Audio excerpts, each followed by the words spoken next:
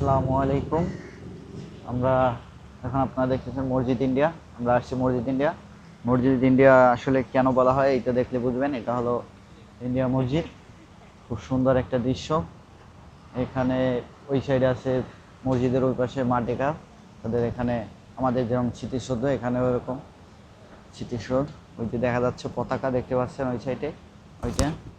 এখানে আপনাদের মসজিদ ইন্ডিয়া এলআরটি টাইমে নিচে নিচে নামলেই দেখতে পারবেন একটা মসজিদ আছে। আমরা আসছি এখন আসরের নামাজ পড়ে এখান থেকে পরে বের হয়ে যাব।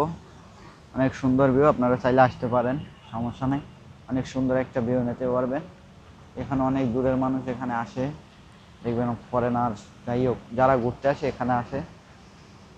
এটাকে মসজিদ ইন্ডিয়া বললে সবাই চিনে, যেমন মসজিদ ইন্ডিয়া, বুকিট বিনতাং, কোতারায়ার পাশেই এটা পড়ছে একবারে।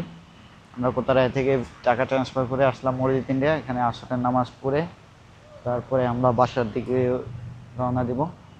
আপনারা দেখতে থাকেন ভিউ। এখানে পানি আছে, লঙ্গান আছে, এখানে মাছ আছে। অ্যাগ্রো ব্যাংক, এটা হচ্ছে অ্যাগ্রো ব্যাংক। অ্যাগ্রো ব্যাংক এখানে কি ব্যাংক এটা জানি না, এটা মালয়েশিয়া একটা ব্যাংক, সরকারি ব্যাংক হয়তো। আমরা এখন মসজিদের উদ্দেশ্যে রওনা দেবো। আসরে নামাজটা পড়ে আমরা বাসার দিকে রওনা দেবো।